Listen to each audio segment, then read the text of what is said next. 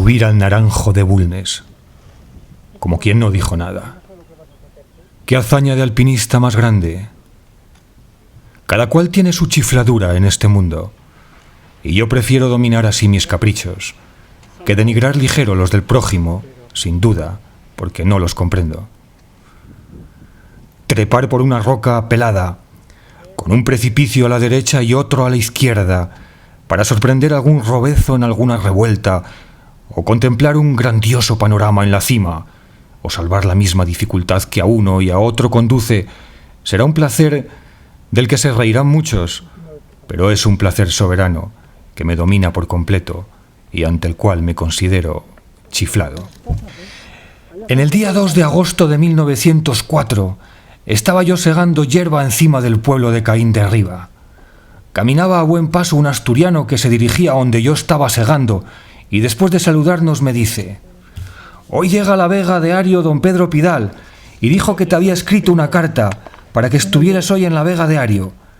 Pero vino él primero que la tarde». ¿Qué idea me formaría de mí mismo y de mis compatriotas si un día llegase a mis oídos la noticia de que unos alpinistas extranjeros habían tremolado con sus personas la bandera de su patria sobre la cumbre virgen del Naranjo de Bulnes? Por eso compré en Londres la mejor cuerda de alpinista que encontré, y me fui a Chamonix para entrenarme, como dirían los franceses, haciendo la ascensión de la aguja Dru, afilado pico de 3755. De vuelta a Asturias llamé a Gregorio el Cainejo, habitante de Caín, para hablarle de mi persistencia en estudiar de cerca el Naranjo, como le había dicho. Y veo una magnífica cuerda. Me dijo haberla comprado en Londres, y vi que había comestibles bastantes para el día. Vestí la morrala y echamos a andar. Bajamos a la majada. Nos preguntaron los pastores el objeto de ir por allí sin escopetas. Se lo hemos dicho y dicen ellos: «Bien atrevidos los hubo en Bulnes, y los hay también, y nunca subió arriba nadie, pero es que ni los rebecos tampoco». Gregorio es el hombre fornido, cazador eterno de robezos, que vive en la peña mientras las nieves no le arrojan al valle. Sus pies descalzos agarran como ventosas en las cornisas inclinadas de los acantilados infinitos que cuelgan sobre los precipicios de los picos de Europa. Desaloja el robezo de sus más inexpugnables torres y lo mismo duerme al pie de un ventisquero que corre a cobrar un animal al fondo del abismo. Gregorio era el hombre que me convenía. El 4 de agosto de 1904 dormimos Gregorio y yo al par de unas cabras al acabar la canal de Camburero. Salimos al amanecer con dirección al Naranjo, y a las 8 de la mañana habíamos almorzado ya junto a una fuente que nace en las estribaciones mismas del coloso. Habíamos llegado al pico de Orriellos, como también por otro nombre le llaman, por el norte, y conforme nos íbamos acercando lo fuimos estudiando con la perfecta claridad que lo permitían nuestros buenos Zeiss prismáticos.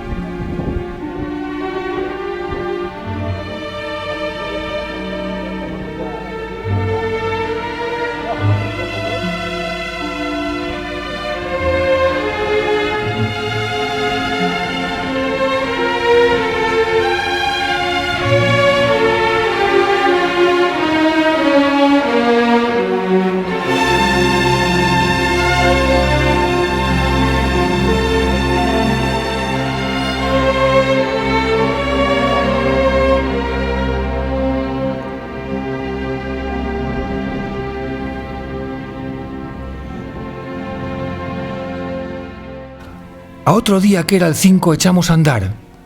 Almorzamos bien en una fuente al pie del mismo pico, le damos una vuelta y vemos que por el costado que mira al norte podríamos subir al descanso que decíamos por la tarde.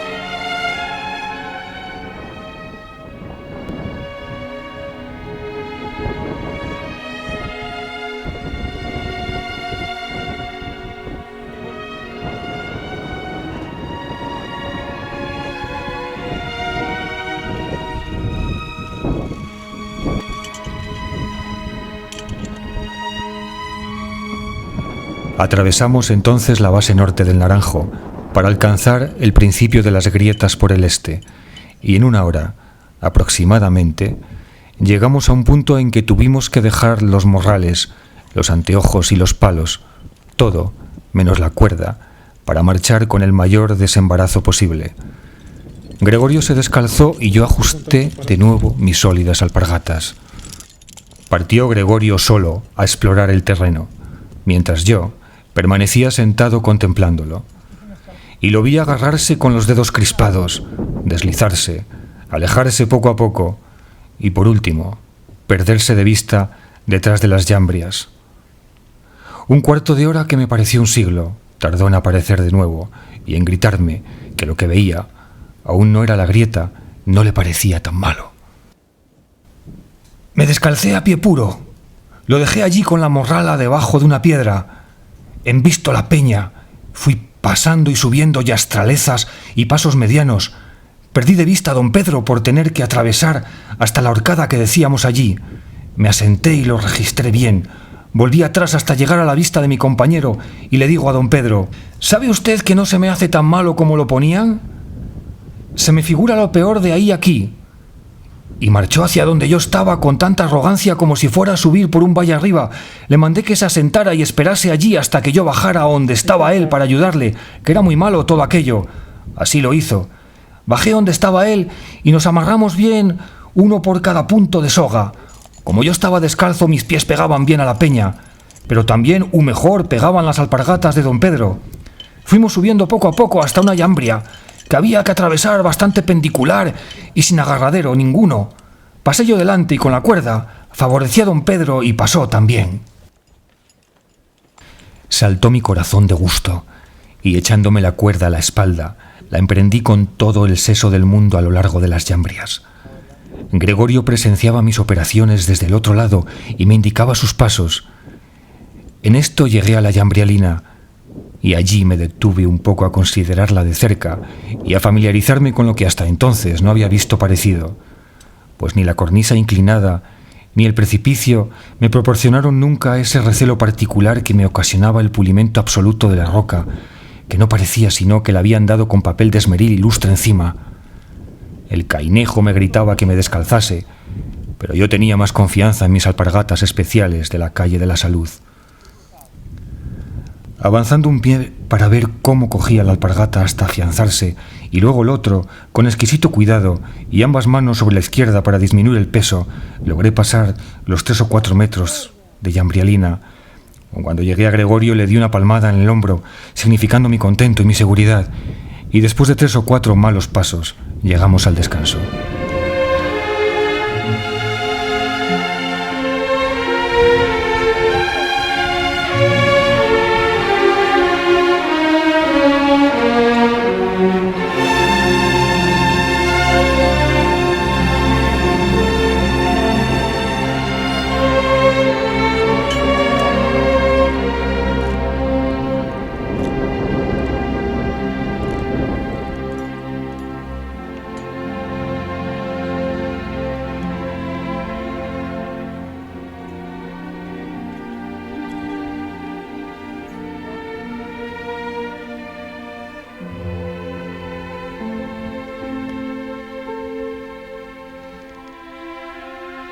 Subimos otro poco más arriba y después tuvimos que atravesar un cacho pa'lante hasta llegar al sitio donde había llegado yo primero, a un descanso que hacía la peña y se descubría la mayor parte de lo que faltaba por subir.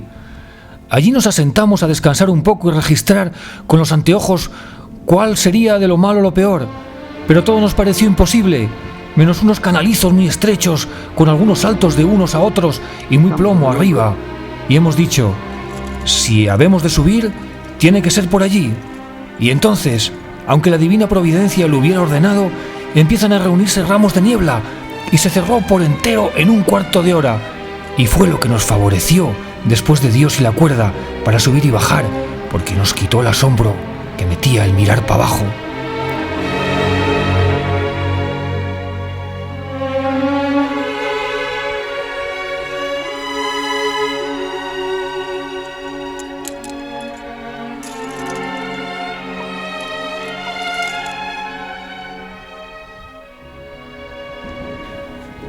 Sin decir más, nos atamos fuertemente la cuerda a la cintura, cada uno por un extremo, y empezamos la subida. El cainejo tomó la delantera, lo más difícil, y yo seguí de cerca, poniendo los pies y las manos donde él había puesto los suyos, y así fuimos trepando un buen pedazo. A veces mi compañero no alcanzaba el saliente a que agarrarse, y entonces, mi cabeza primero y mi puño cerrado después, eran a modo de escabeles de un encumbramiento que no tenía nada de retórico. Una vez en firme, sus buenos puños tirando de la cuerda contrarrestaba el efecto de la gravedad en mi persona, y así subimos y subimos sin cesar, sin pronunciar más palabras que aquellas de «muy bien», «al pelo», «adelante», con que yo iba animando todo el tiempo al bravo amigo que tenía sin cesar por encima de mi cabeza.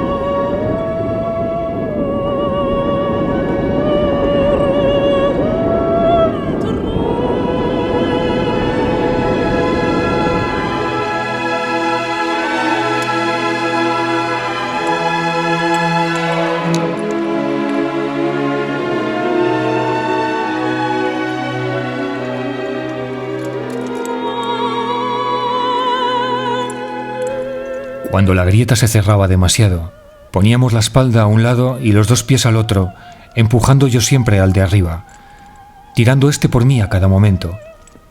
No mirábamos abajo por no impresionarnos, por no distraernos del único objetivo y porque los 5 sentidos nos eran sumamente precisos. Pero cuando a hurtadillas lancé una vez la vista por debajo de mí, no vi nada. Estábamos en plena niebla, en la nube. Feliz casualidad que nos borraba el peligro, si no la realidad, al menos de su visión, un tanto incómoda.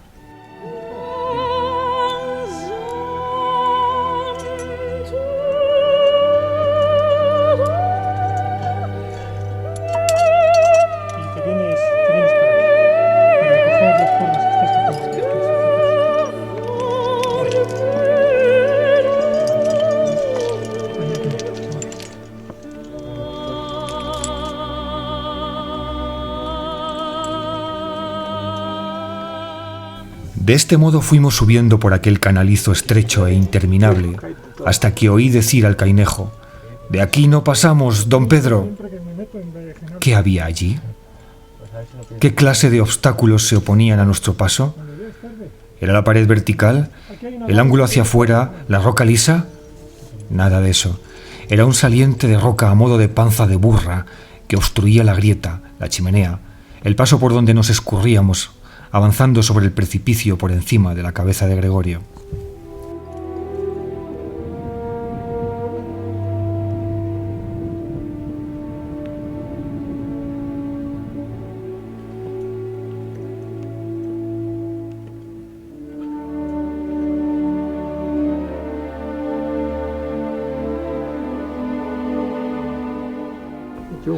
Así estábamos los dos, mudos, esperando sin duda que alguna inspiración divina nos determinase algo, cuando, para cambiar de postura, tropezó mi mano izquierda con una grieta oculta que parecía estar hecha para ella.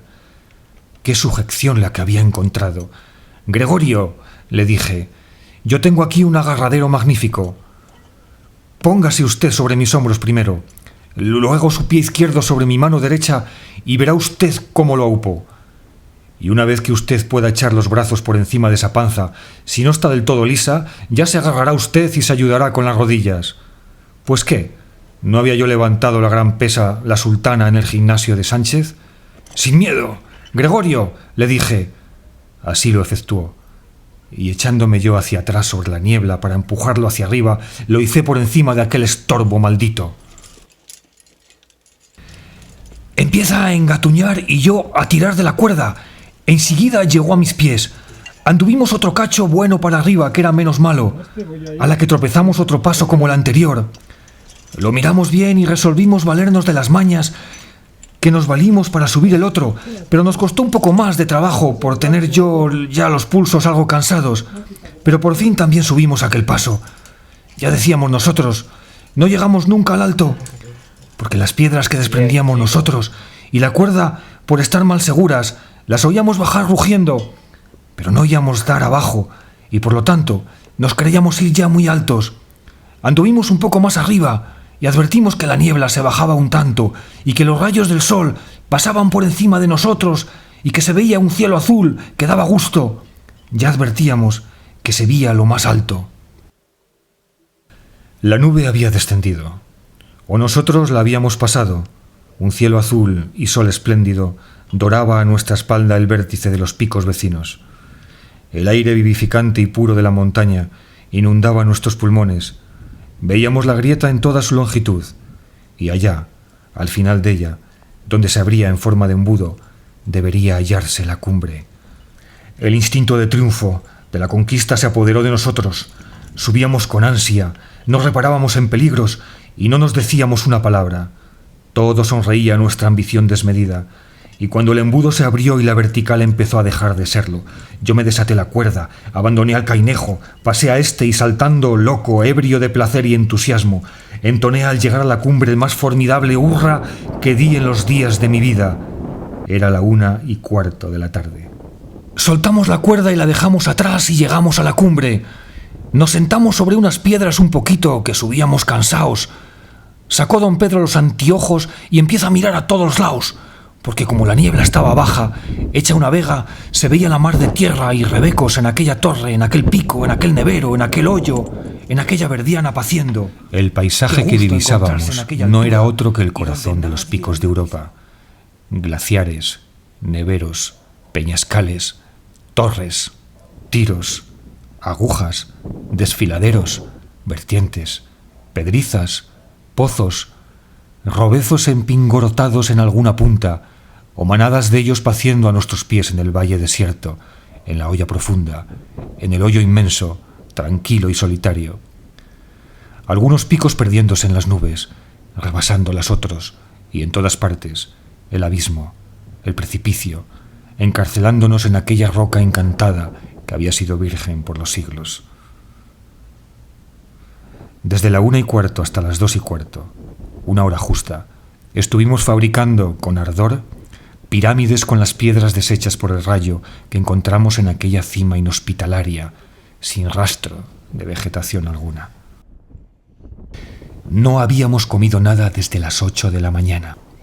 Nos quedaban pocas energías y era de todo punto preciso un nuevo esfuerzo, dejándonos de romanticismos, para emprender con calma y plena posesión de la realidad nuestro descuelgo por aquellas rocas. El procedimiento seguido fue el siguiente. Para mí, como a la subida, Lo más cómodo y hacedero bajaba adelante, cuando de pecho, cuando de espaldas al muro, y mi compañero me deslizaba, teniendo de la cuerda hasta que tocaba punto firme. En cuanto a Gregorio, ¿cómo bajaba sin que alguien por arriba le fuese teniendo y soltando cuerda? He aquí cómo nos arreglábamos. Una vez que yo estaba firme, comenzaba a subir de nuevo lo que podía, y estirando el brazo, esperaba con mi puño cerrado, pegado a la peña, uno de los pies del cainejo, quien de allí pasaba a la cabeza y al hombro. Cuando yo no podía subir más, entonces bajaba como podía, haciendo maravillas de equilibrio y agarre con los 20 dedos de sus extremidades. Excuso decir que, mientras se descolgaba de este modo, yo me agarraba con todas mis fuerzas a la peña y a la cuerda para poder resistir el tirón si por acaso llegaba a despeñarse, que de no resistir, dado que íbamos atados con la cuerda, mi suerte hubiera sido igual a la suya.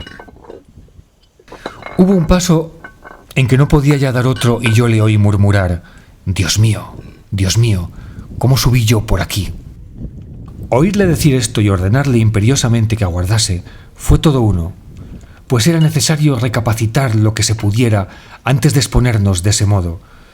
¿No habría por ahí, le dije, algún pedazo de roca inseguro, de esos que desprendí la cuerda a la subida, al cual pueda usted atar la cuerda que rodea su cintura? Una vez atada esa piedra por el medio, la mete usted en el fondo de la grieta, tirando luego para cerciorarse de que esté bien segura, y no tiene usted otra cosa que hacer sino descolgarse por ella. La cortamos y que ese pedazo se quede ahí para que lo utilicen otros. La noche cerrada nos cogió a la entrada de la canal de Camburero. Nos perdimos de nuevo.